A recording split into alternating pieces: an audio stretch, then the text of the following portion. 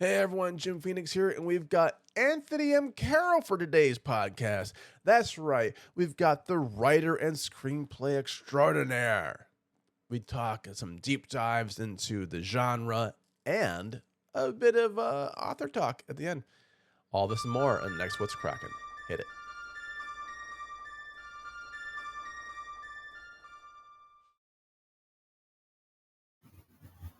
Hey everyone, Jim Phoenix here, and in today's What's Cracking, we've got none other than Anthony M Carro. And if you know anything about horror, you know Anthony M Carro.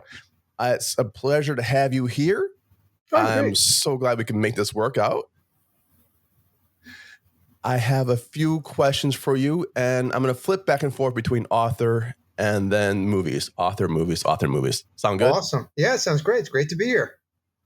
Very, very cool. Now, for your author work, did that come before the screenwriting work? Yes, and yes and no.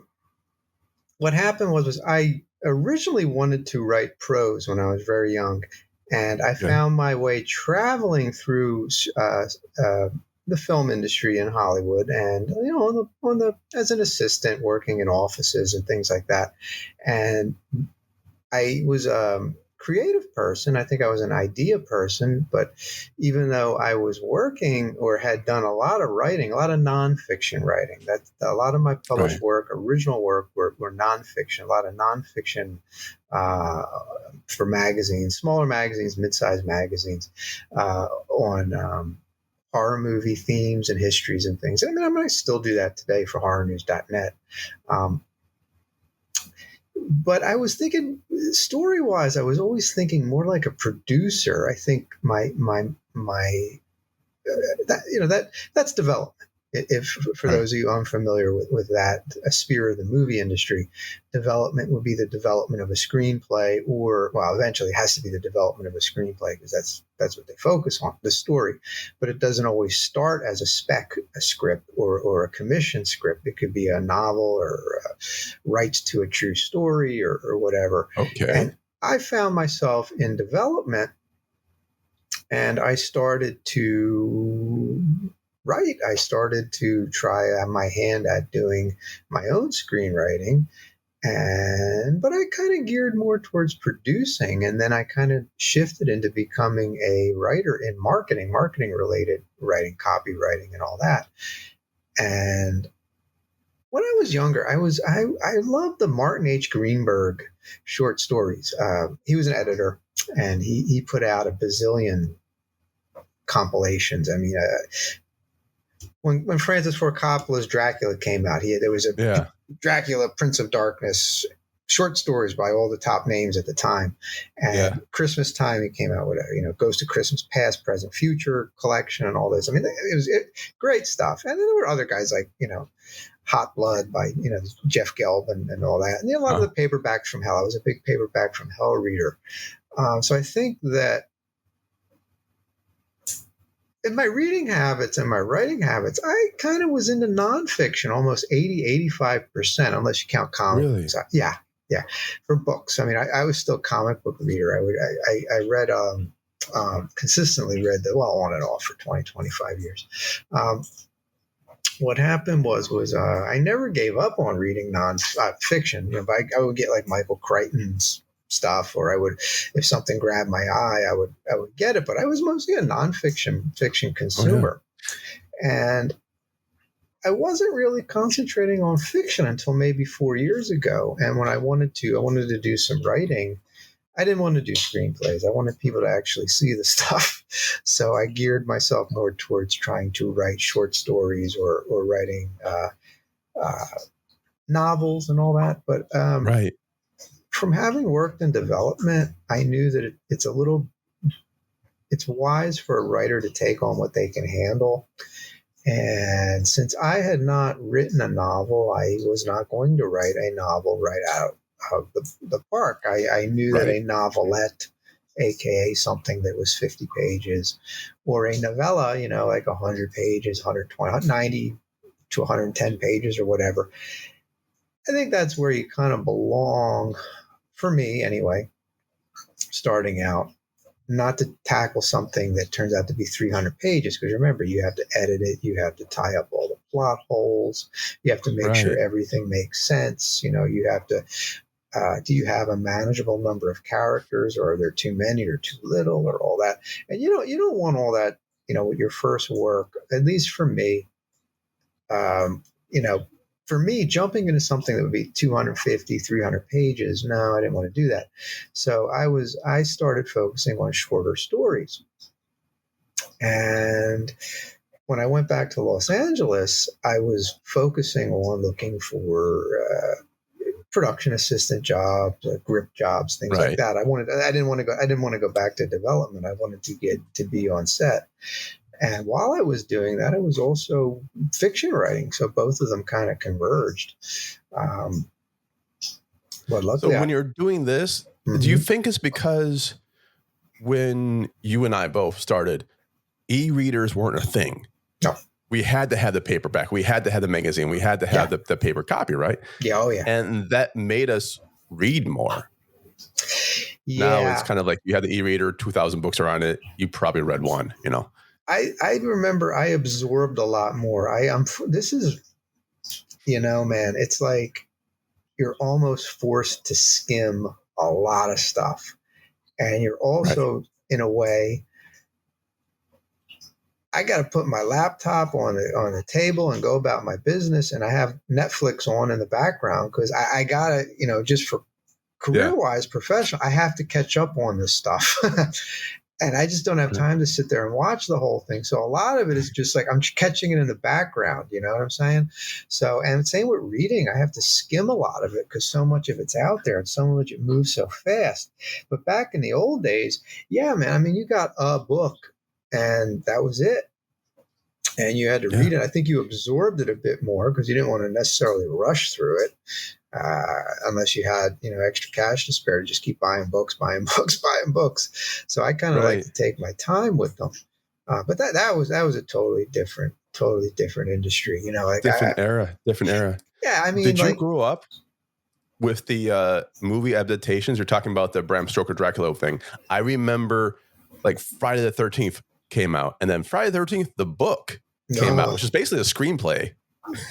But just kind of doctored up a bit. That book's worth a lot of money. I was actually trying to track a couple of them down, man. There was a whole series of Friday the 13th books, and they're out of my price range. The one I was tracking was probably one of the worst books ever written was Eat 'Em Alive, which is, have you ever seen The Deadly Menace, the old 1958 giant bug movie? This is like a crime caper, giant bug movie, like gore, insanely gory book. It's really stupid, just really stupid ass book. I mean, and it could go for like $800 a copy, because they're so rare. And that's the thing, like the things that we should throw away as a kid. I mean, back in the day, these books, I made this comment. I don't have the book up here right now, but when Stephen King was like $5, a Stephen King book went for $4.95 plus tax or whatever it was. Yeah. And that was like the thick, big books. Other ones were like $2 maybe. Yeah. Not so much anymore. And now the ones we just threw away are worth a couple $100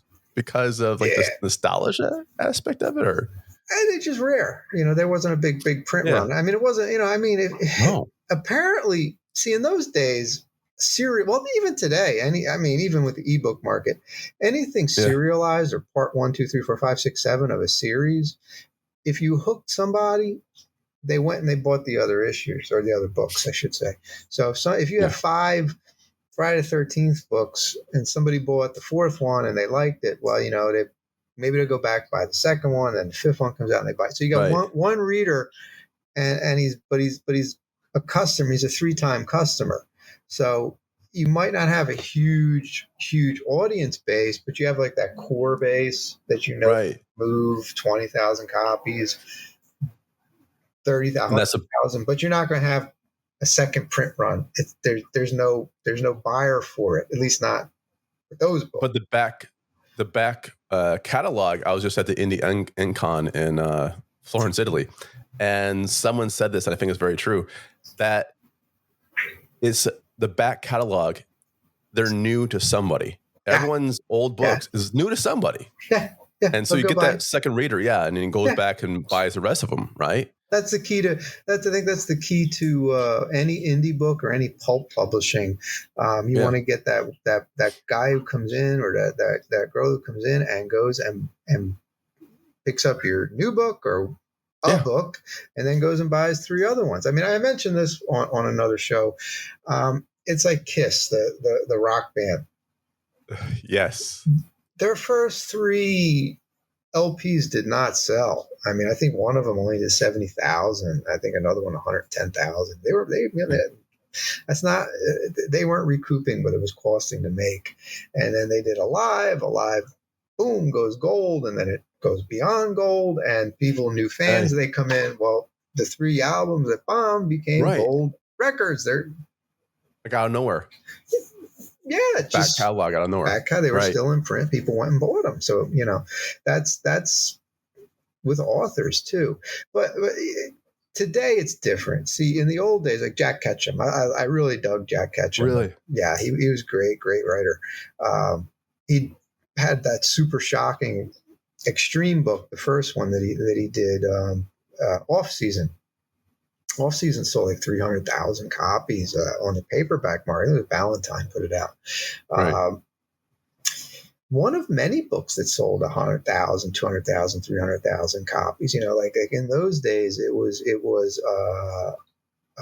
wasn't super glutted, I would say, because once you ran out of customers, you got to make money, or your publishing house is going to go out of business. You didn't have print on demand in those days, so like Brian Lumley. I know who Brian Lumley was. The guy. I can't remember the book series he wrote, but it was like a horror series. I don't remember, but I remember the name. The reason I remember the name is because when you went in the bookstore, I mean, he wasn't Dean Koontz, he wasn't Stephen King, but he was there, and he had a following. He had like 8 books or whatever. John Salby, another guy like that. Right. Yeah. So it wasn't that many people, and you kind of had tiers. You had then you had the second tier. I don't want to say second tier guys, but people who wrote for the magazines, wrote for the newsletters, wrote for. You see them in a lot of anthology collections. They'd have their own books out there, but they were not million copy sellers. They were just people who consistently sold and consistently could contribute. I don't want to say that doesn't exist today, but I went into a Barnes and Nobles, and it's like almost nothing. There's nothing there. It's like a fraction of what used to be there. It's a bit weird. I remember science fiction anthologies, Isaac Asimov's anthology. So many great story writers are there that would appear again and again and again and again and again. Mm-hmm. And then you don't really have that outlet for the people who might have the short stories to sell or the smaller works to sell to an anthology. Because if you look at, for those at home, go to your local bookstore. After you get past the candles, the mugs, the sleepwear, and all this other stuff that they sell that aren't books, find the bookshelves and see how many bookshelves are dedicated to your favorite genre. Anthology guy has nothing. Horror is getting a bit better now, but it used to be like that one half shelf for a long time. It's hard. This really is. Well, the horror paperback market, and I'm saying we're talking pre-ebook, pre-current landscape, because now everything's print on demand, everything's digital. Right. In the old days, printer. In the old days, if you couldn't get published in a magazine that people read, like Alfred Hitchcock Mystery Magazine, and that was really hard to get published in that. I mean, or any newsstand magazine that had $400,000 circulation, 300,000 or 400,000 people circulation. Right. He wrote for small press publications, fanzines, this or that, wherever you get your stuff published. And I guess, you can work your way up from there.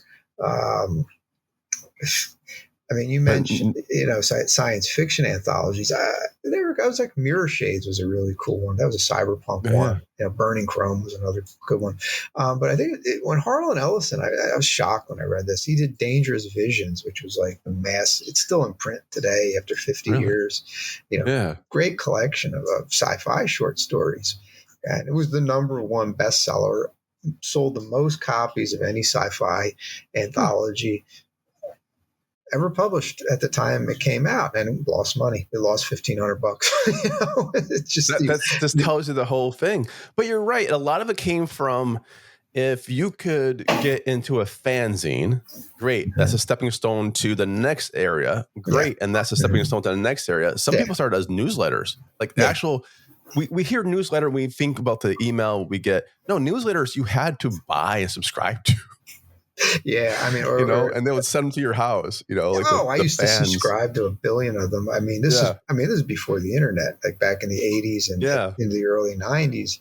$1, quarter, 50 cents, $2, and you would get Xerox stapled newsletters from very obsessed people writing on a lot of crazy different topics. Like, I don't like to single anybody out, because then I got to leave so many of them out. But one of the, Spaghetti Cinema is always the one that sticks in my mind, because that was it was like 8x11 stapled, tape, on spaghetti westerns, and it was like really, you couldn't go on the internet and type in spaghetti western and read 50,000 million pages. I mean, in those days, you couldn't even get a book on. I don't even think there was ever I don't think there was any major books about it. No, the spaghetti western is very specific. Like, I can only name the ones that Clint Eastwood were in.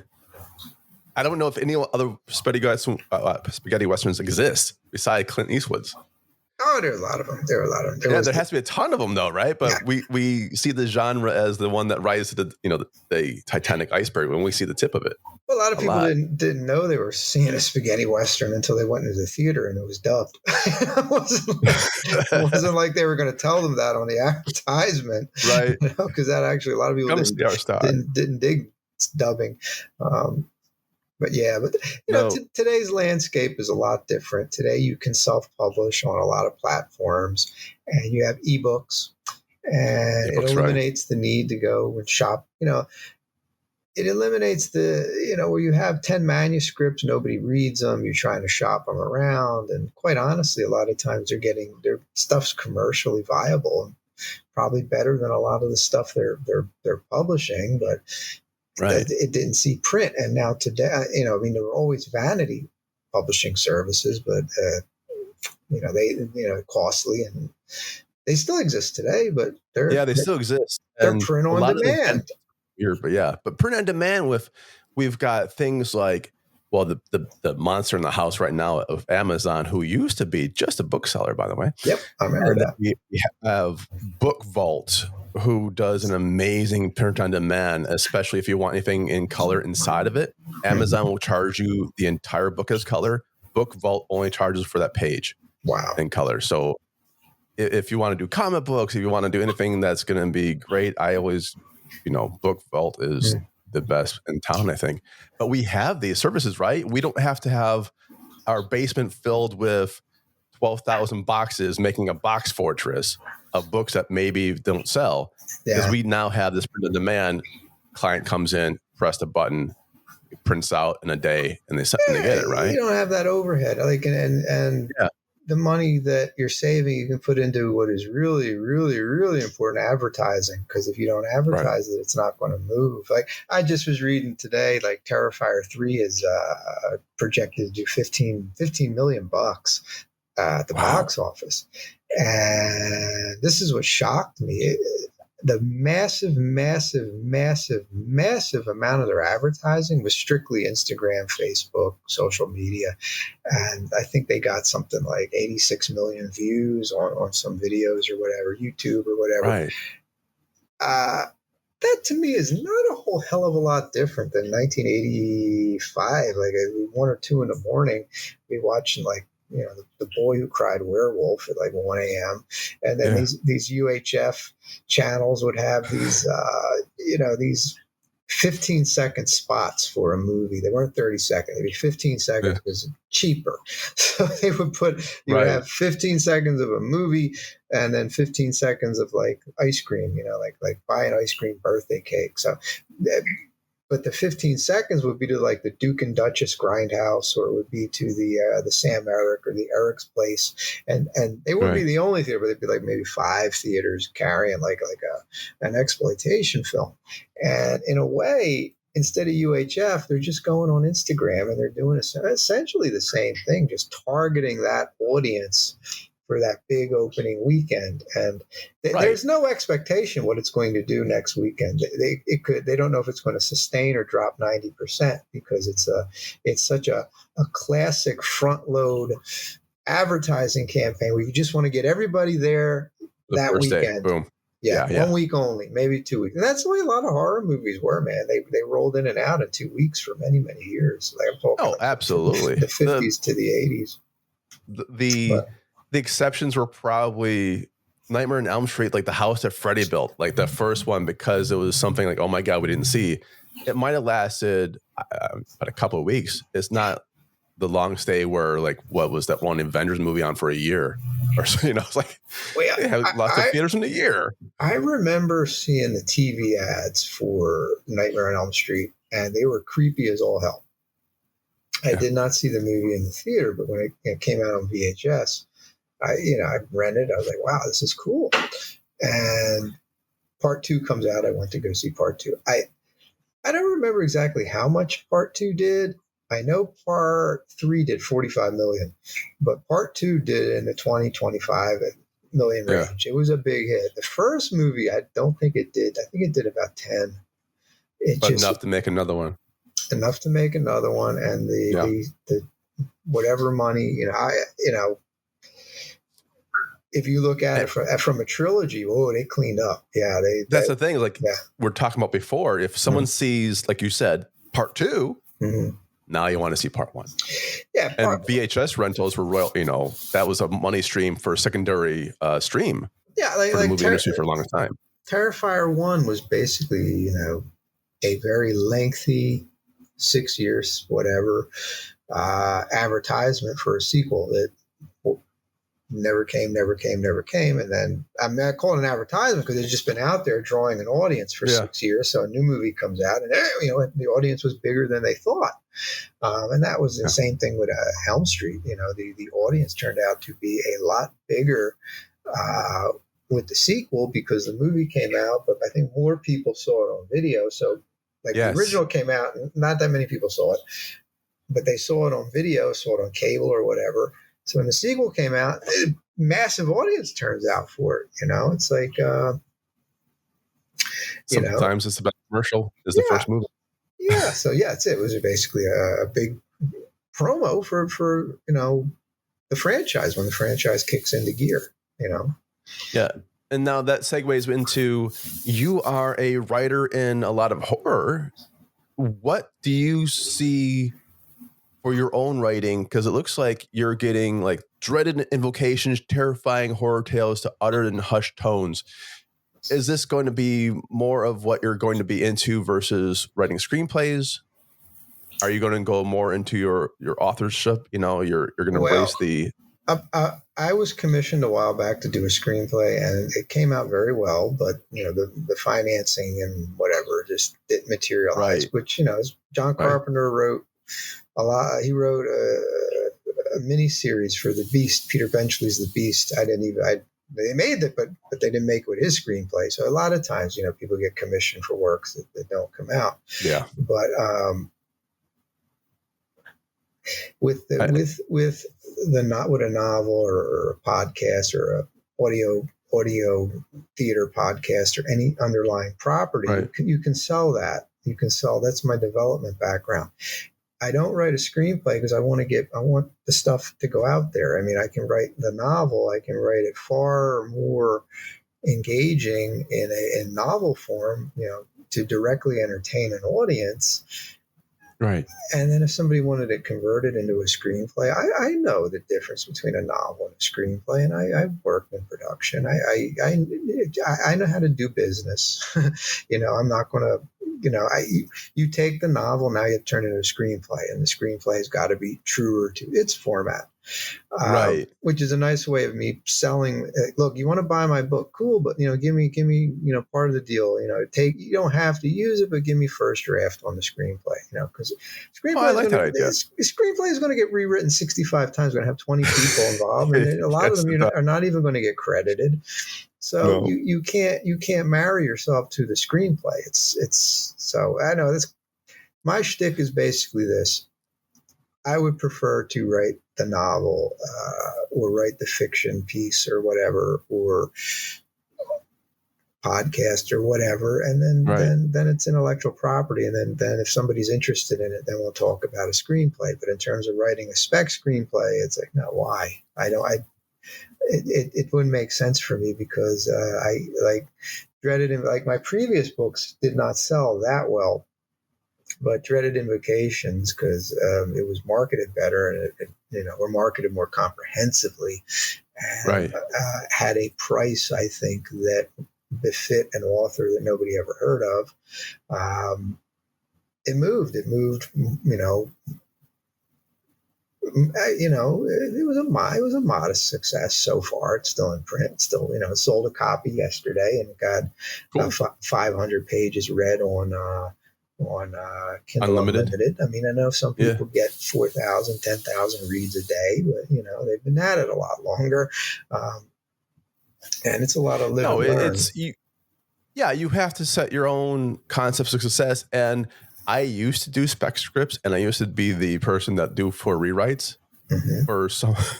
And you're right, it's really weird because by the time you're done with it, 12,000 other writers also write something, and you might not get credit at all. And so the movie you wrote won't be the one on screen necessarily. Whereas a book, the book you write is the book on the page. Yeah. And they don't take that away. Right. And there's, I know people don't like to talk about this, but there's promotional benefits to having something in print. You can always cut a press release on it. You can always, even if you haven't marketed in 6 months, like I said, it can be new to somebody else and new to someone else. You could book yourself on a podcast to talk about a book you wrote 6 years ago, and they don't know if it's 6 years old, unless you tell them. And you can slap your face on a blog article or a social media post with the book next to your face and your name, and send it out there, and you can promo it. You can't really do that with a screenplay. I mean, you can. You can say I finished my screenplay, or I won this contest, or I got second place in it. But I just think that something direct, content wise, like either a book, I'll put it this way. If I were just only doing spec screenplays, I'd still want to get myself out there somehow, like on like Instagram or something like that, like maybe gimmick Instagram where, talk about screenplays, make a channel or something about, what you think about screenplays and this and that. Oh, by the way, this is what I've been working on, although I don't even remotely recommend talking about work that I wouldn't put it out there unless you were really protected, i.e., and copyrighted and all that. And a lot of the if you are doing a spec, so that's going to be mostly you. But if you're going to work on something to fix up, like they used to call it script doctoring, I guess, where you might be underneath the NDA for a long time. So you're like, hey, what are you doing next? I can't tell you. How about after that? Yeah. I can't tell you. Yeah. What's the last 5 things you did? Can't tell you. Yeah. I've had some NDAs. You sure you're right? Like, I'm sure I write. I just can't tell you anything about it. I've had some NDAs for like some reputation management work I did, like press releases and things like that. And you want to tell people because it's like it's cool stuff, but you can't. Yeah, you can't. You can't at all. Yeah, I don't even tell people I've done press releases for in general, I know a lot of times I don't even mention it because a lot of it's NDA stuff. So Right. I can't. It's like you can't talk about it at all. And that's sometimes part of the more frustrating thing about, like, hey, here's my like portfolio. And you can't list anything you've done for a while. Yeah, we're just talking about it in general, just generalized. Yeah. But I mean, to me, like it was this past 2 years, it has been a big learning experience. Like I did the book Tragedy Man, which, the people who read it really liked it. And that was serialized first on Amazon's smaller serialized platform before coming out as a book. And it didn't sell because I use an archaic marketing strategy. Really? Yeah, it's just I thought about the big open, like try to massive open advertising sale and all that. I mean, that's a publishing house thing. Like for an indie author, it's you're picking up people here and there. Like you can do when it's new and it's a completely new book. Yeah, I mean, you still want to open it. You want to open because they'll bump you. Yeah, Amazon especially. Yeah, so nobody's read it, so you might as well grab as many people as you can. But you have to keep advertising it. You can't hope that reviews are going to show up and word of mouth and people are going to rave about it and this and that. It's not traditional publishing. It's they're not getting all these free copies from the publicist and all that.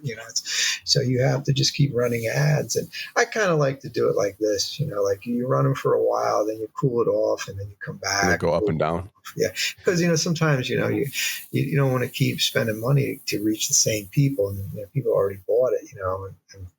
Right. And for serial, did you wait for the first like one or two, maybe sometimes even three, to be done and then push it all at once? No. Or did you do 1, 2, and 3? Okay. No. What happened was I would generally not start anything until I knew how it was going to end. And that's, again, that's coming from my screenwriting background. Meandering screenplays are disastrous. Meandering books, you can get away with it. Unless you're really meandering, unless you're really getting into subplots that, that are muddling your work. So what I would do is one of the best bits of advice I ever heard was if you know the ending, you'll build towards it. You'll know what you're writing towards. Now, not everybody does that, and it's not right or wrong. It's some people like to write by the seat of their fly by the seat of their pants. Right. And some people will say don't do that, but there have been many people who've done that and done great work. But as for me, I kind of need a bit more structure. So I kind of like to have a premise, like a general premise of what I want to write about, who I want to write about, and what their general goal is, just in general. And then I stopped thinking of like random scenes and stuff that's cool and all that. And I said, okay, what's the end look like? What's going on at the end? And then once I can come up with how it ends, then I kind of create a middle. Doesn't mean I have to write it. Doesn't mean I have to write all this or have to be super detailed. I just need a brief outline, like who's it about, what's going on, what's the conflict, in the middle. I mean, what twists, what's like a general 1 or 2 twists that kind of shift things, and then how does it conclude? Like I said, in general, and then when I go to serialize it, I would try to think about like 3 chapters in a row, because I didn't want to write one chapter. I mean, I used to do this, one chapter, then come back 2 weeks later, and it's like, where was I again? So I kind of like to think in terms of 3 or 5 chapters, and generally like what's in those 3 or 5. I don't have to detail it or write a treatment or anything. I just have to really have some bullet points where will just put some bullet points down, and then I can free flow the story. My stuff, I cheat a little because I grew up in Philadelphia. Spent a lot of time in New York. I spent a lot of time in Hollywood. bounced around the globe in the last few years, and particularly in Philadelphia, New Jersey, North Jersey, you meet some quirky ass characters, and you'll meet a lot of Right. loudmouths, a lot of kooks, and especially you go into dive bars in like New Jersey or Queens or whatever, or just live life, just walk down the street, Right. and just whoever you talk to. I mean, so I kind of had an ear for quirky dialogue, just, and I kind of put that into the books, but I kind of, although I had an idea about the narrative, the beginning, middle, and the end, Right.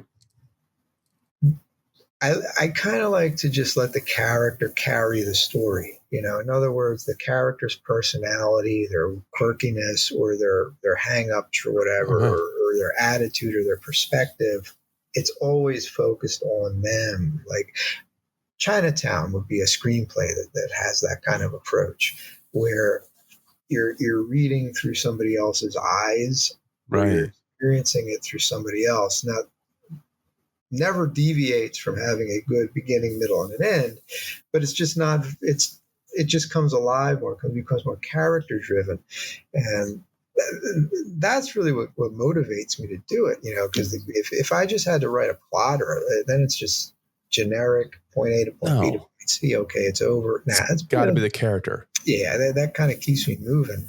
So that. What I mean by helps me cheat is because you're in the head of the character. If you meander a little or whatever, it's forgivable because you're focusing on this dude or this woman's outlook on whatever crazy situation they're in. And in horror, I think that's, I don't want to say super rare, but a lot of horror is very plot driven. It's very shock oriented. Character driven horror is not. I shouldn't say it's uncommon, but it's right. It's uncommon, but when it works, I mean, it works really well sometimes. And then I have a question because the way I write a screenplay, I will get I'll get the acts done. I'll get my major beats and I'll make the connection scenes to it, right? This, then this, and this, and then. And if I have to change because the character does something great, I change it. The way I write a novel, I don't outline. I almost do the opposite. So you actually take your screenplay knowledge and you go, I can write this way and have the structure first, right? Yeah. Well, with a novel, a lot of time, like I said, meandering is okay in a novel. A screenplay, you're very condensed to time, and you're very condensed to sticking with the story and the primary plot. You've got 90 minutes, 120 minutes. A lot of, when you look at deleted scenes on a Blu-ray, it's like, well, no wonder they deleted it. It's killing the pace, and it's not even off topic. I mean, some of the stuff is fits in the narrative, but they got to trim it because it's just too long. So a screenplay's just got to stay focused and move, and it can't drag, it can't meander. With a novel, you can always circle back. You can circle back. So, you can even insert, for lack of a better word, stuff like George R.R. Martin. You might go 3-4 pages of something that's theoretically off topic, but it's never really off topic. He leads into it and then he's smoothly, and then he circles back smoothly, and you got yourself an extra 4 pages of bang for your buck. Yeah. And one day he'll finish that book. Yeah, one day. We'll see. I know. I think something else can finish them. But for books, you've got, which books you're working on now? You have Dreaded Invocations, Terrifying Horror Tales to Utter and Hushed Tones. And that's on Amazon right now, yes? Yes, that is. The ebook is exclusive to Amazon, and the paperback is, went wide. So you got Books A Million, Amazon, and eBay, and Barnes and Noble, and all that. And that was a fun anthology not anthology, it's a short story collection. Tragedy Man's an anthology. There's a difference. That's Tragedy Man, the stories are connected. With Dreaded Invocations, it was a series of random short stories that were published on the Serial platform, and a novella also included. And I wanted to get something. I wanted between Tragedy Man and my next work that I'm working on, the work after Tragedy Man that I was considering making my next book, I said to myself, wow, this is going to take a couple years to finish. Right. So, well, I got short stories. I'll release them in a collection. And I said, I don't know if anybody is going to buy them because, right. It's harder to sell short story collections because when you sell a novel, you can give you the through line to the novel in your advertisement, you can tell people what it's about in 2 sentences and turn that into marketing spiel. Right, yeah. Short story collection, it's not that easy to market because every short story collection is marketed the same way. 10 terrifying tales, 10, 12 scary tales. That's what you're gonna. Yeah, even that's what you're even getting. King's last one, right? Yeah, that's what you're getting. I think that was it. You can't give the plot away. Well, you can. You can.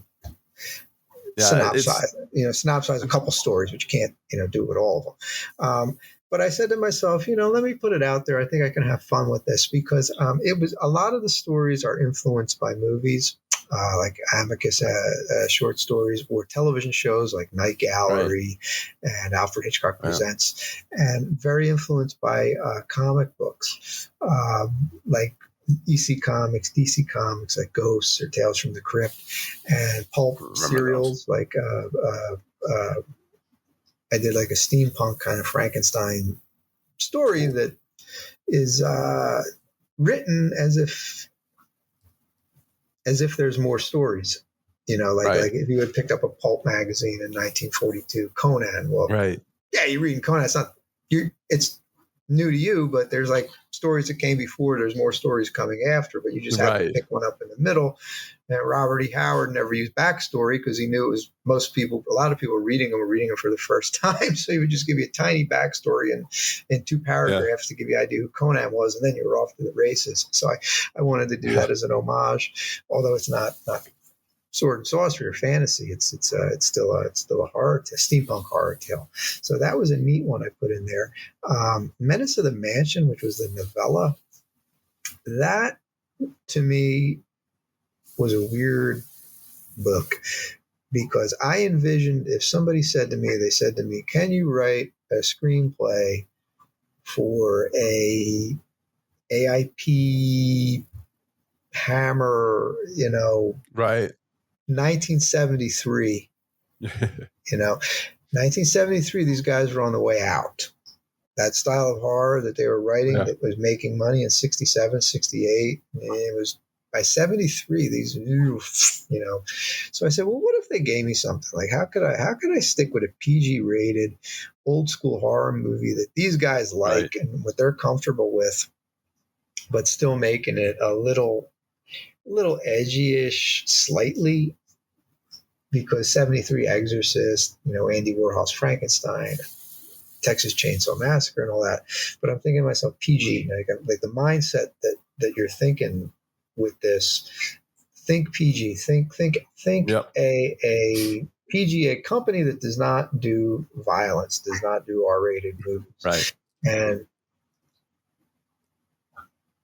But nobody hired me to write that screenplay. It's not 1973, but all that, when you do turn it into a novella, you let that inspire it through. And I kind of said, well, maybe it's like an adaptation. What if they said adapt the screenplay? We're going to put it in a collection. We need to make money, something like that. So these are these weirdo things that go in my head, almost like method acting, when you write it, and that is it's just showing the quirkiness. You know what I'm saying? Like I got some stories that, if somebody said to me, can you write for Weird War Tales, or can if it's an old DC comic, or if somebody said to me, can you give us something for Martin H. Greenberg collection? We want something under this topic, and we want a short story. So all these different things. It wasn't like I was in one mindset of writing a particular type of story 13 times. I would have bored me. So I played around with a lot of different things doing it. And like I said, I priced it low. I put it on Kindle Unlimited, and I, spent quite a bit on advertising it. Right. And it when you look at what it's not 100,000 copies, it's not a million copy seller, but when you look at independently published books, and it would be a minor success so far, and it's great. Which to me, and I'm like I said, I'll be honest, as I said, the word, maybe somebody else will say it's more than minor, but I kind of look at it as being a success on for what it is, an independently published book from an unknown author in a saturated platform at a low price. It got good reviews, and it got decent sales figures, and it's still selling, and selling modestly and moderately, but consistently. And maybe I could move more if my marketing strategy was better. And that's the thing. You never really know. More knowledgeable, like when you go and you do something, you look back, like myself, like I said, I don't like to sound like, the lawgiver from Planet of the Apes, but, because I could be completely wrong, or my perspective could be completely wrong, or it's all subject to change. It's subject to change with new information. But last year, I did not know as much as I know now about marketing a book online. That I know a hell of a lot more now than I did a year ago, and I hope to learn a little bit more as I keep going, and maybe in another year maybe I'll be able to put these things out at. Again, this is not a writer speaking. Once you publish, you're not a writer, or you're a writer. You're still a writer. You wrote the book, but selling the book is not the job of the writer. That's the publisher. So you got to be in a publisher mindset with it. Right. And you want to keep your advertising, but you want your sales to exceed your marketing and production costs. And that, is not always easy, and it could take time, and it requires experience on how to budget these things. And again, like for me, myself personally, sales are always better on the weekends. People are home.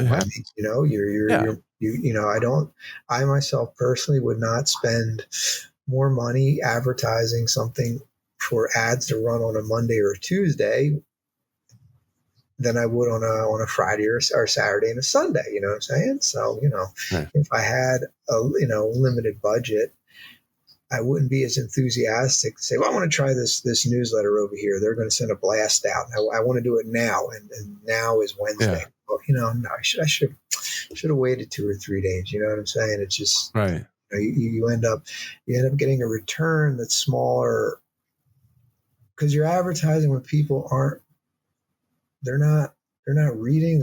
It's Wednesday. You know what I'm saying?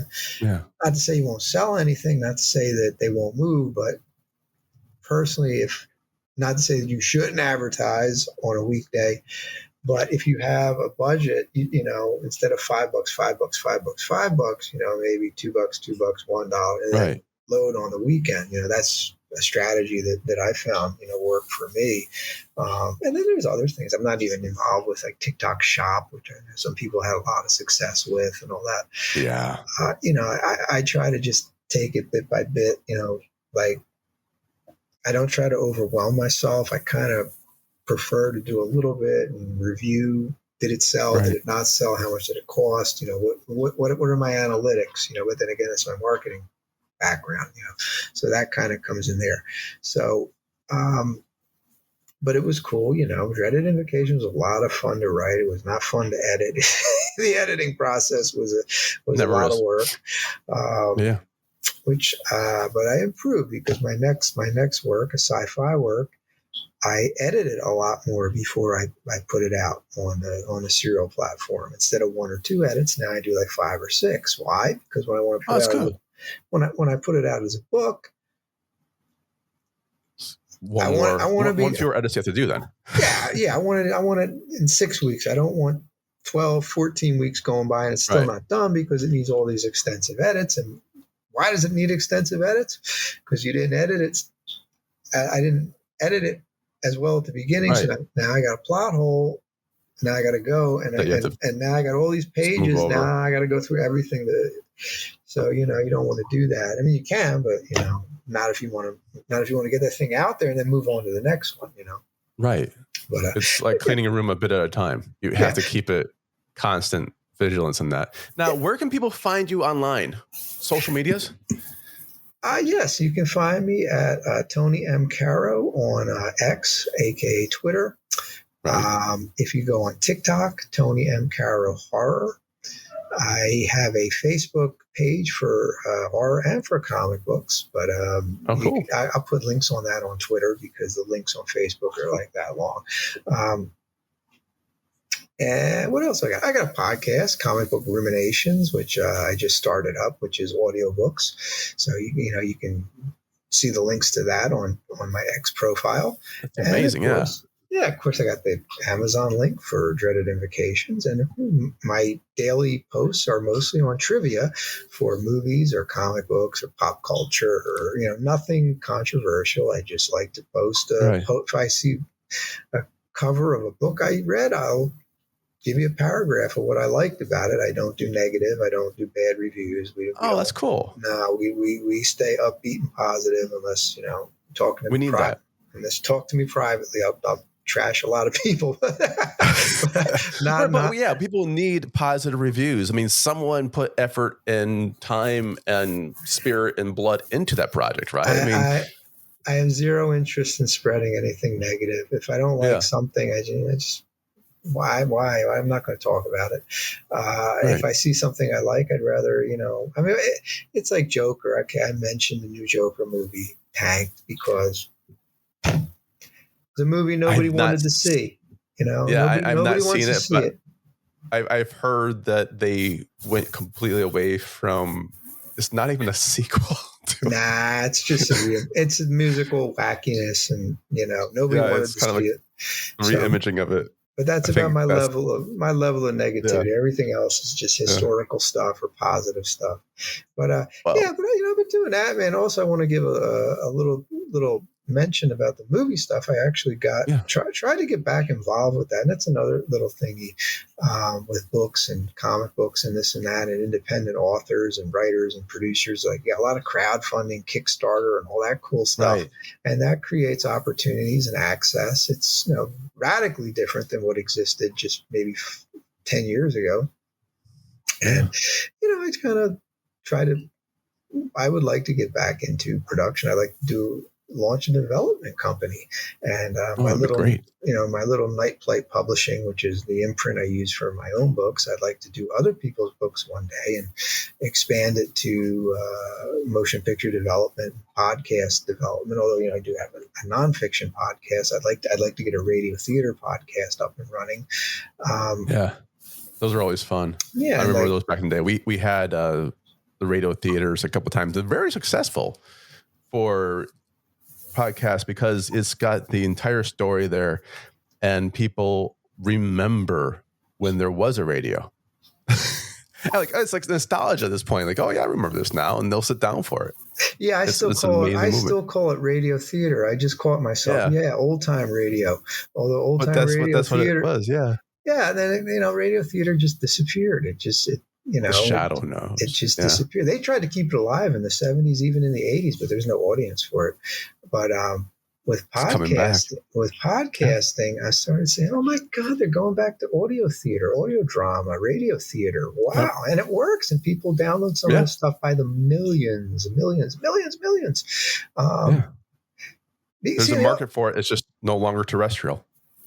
What happened was everybody stopped listening to radio theater because they got television in the 50s, and now today people can access computers on their through Apple CarPlay or Android Auto, and they can listen to a podcast. So, boom, audio drama is back because now it has a legitimate market. Where you can listen to it in your car, you can listen to it in your headset, or run around on your iPhone or whatever. And look at all the content now that exists. So absolutely. Sounds like you're very busy. So thank you for taking the time to be here. And I appreciate it. Again, if you want dreaded invocations, terrifying horror tales to utter in the hushed tones, check it out. It's actually, I love the idea of the connection, putting the stories out, and it's really hard to write these.